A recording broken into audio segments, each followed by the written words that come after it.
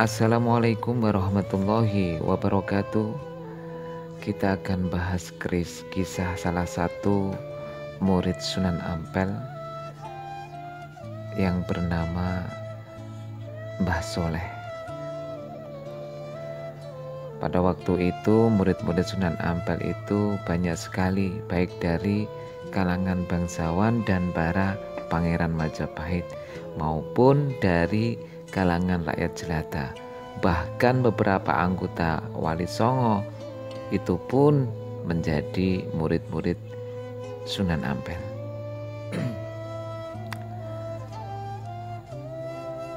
Kita akan bahas kisah dua orang murid Sunan Ampel yang makamnya tak jauh dari lokasi di mana Sunan Ampel dimakamkan.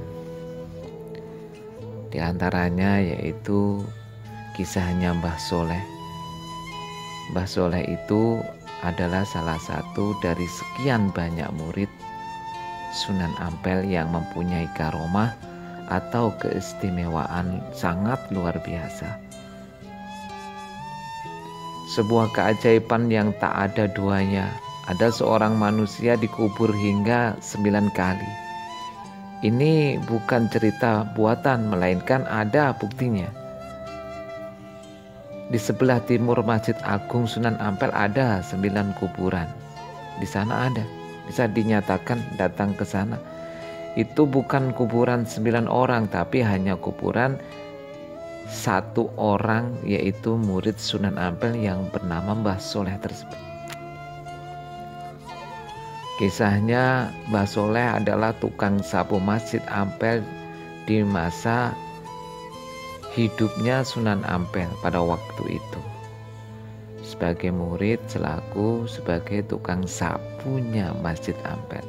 Apabila menyapu, beliau menyapu lantai masjid sangatlah bersih sekali, sehingga orang-orang yang sujud melakukan sembahyang di masjid itu tanpa sajadah pun tidak merasakan ada debunya, saking bersihnya. Ketika Mbah Soleh wafat, beliau dikubur di depan masjid. Ternyata tidak ada santri yang sanggup mengerjakan pekerjaan Mbah Soleh sebagai tukang nyapu lantai masjid dengan bersih sekali. Maka sejak ditinggal Mbah Soleh, masjid itu pun lantainya menjadi kotor. Kemudian terucaplah kata-kata dari Sunan Ampel begini, bila Mbah Soleh masih hidup, tentulah masjid ini menjadi bersih. Nah, kemudian mendadak Mbah Soleh hidup lagi. Ada di pengimaman masjid sedang menyapu. Dan di situ sedang menyapu lantai. Nah, seluruh lantai pun sekarang menjadi bersih lagi setelah disapu Mbah Soleh tersebut. Orang-orang pun melihatnya pada keheranan. Kok Mbah Soleh hidup lagi, orang yang sudah mati? Nah, beberapa bulan kemudian Mbah Soleh wafat lagi dan dikubur di samping kuburannya yang kemarin. Kemudian masjid menjadi kotor lagi, lalu terucaplah kata-kata Sunan Ampel lagi. Bila Mbah Soleh masih hidup, tentulah masjid ini menjadi bersih. Mbah Soleh pun hidup lagi. Hal ini berlangsung beberapa kali sehingga kuburannya ada 8 pada saat kuburan Mbah Soleh ada 8 Sunan Ampel meninggal. Nah, seperti itu.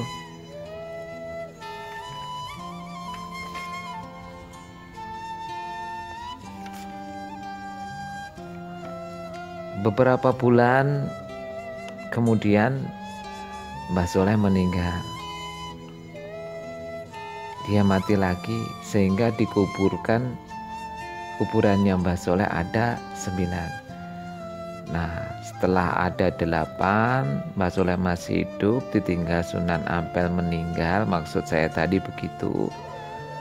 Terus serang beberapa bulan Mbah Soleh ikut meninggal. Nah, dikuburkan lagi.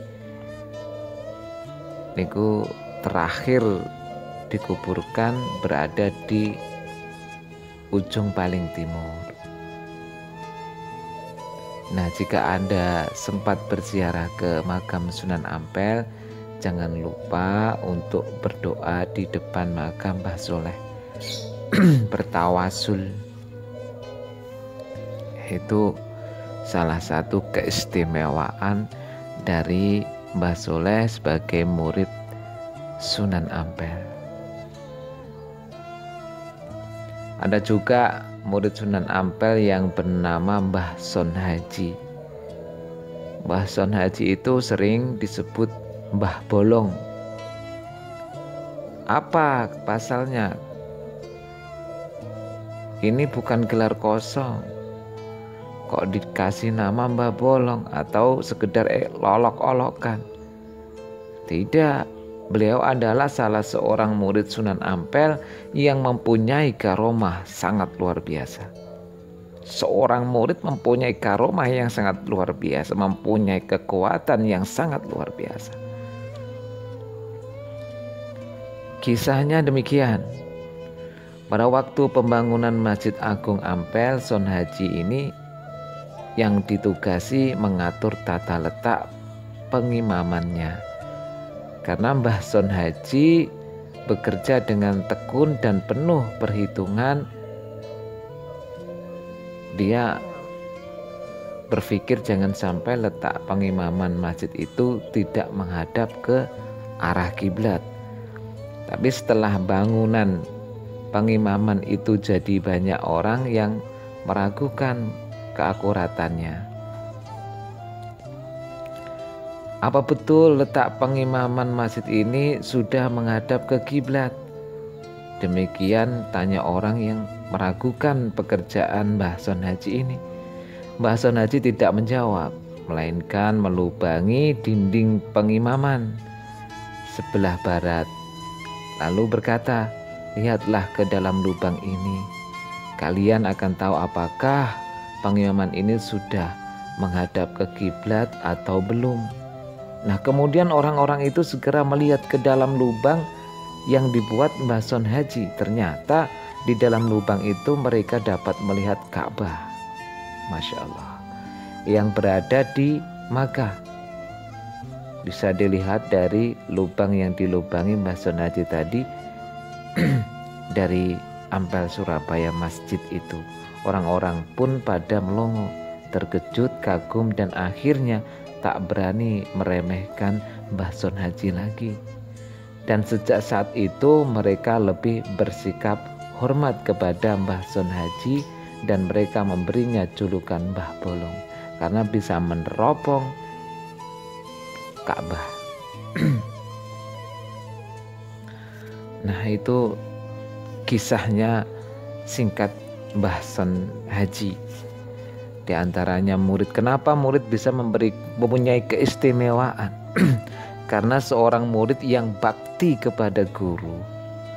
Seorang murid yang memang benar-benar menata dirinya untuk mendapatkan barokahnya ilmunya yang diambil kepada guru.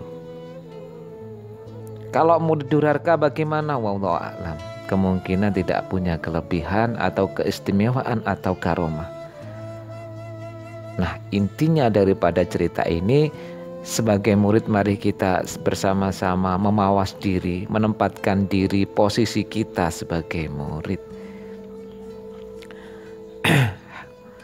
Sampai sekarang di makam Sunan Ampel Surabaya tak pernah sepi dari para ziarah di sana, siang malam sewaktu-waktu tidak pernah tersepikan dari orang-orang yang pada berziarah di makam Sunan Ampel Surabaya.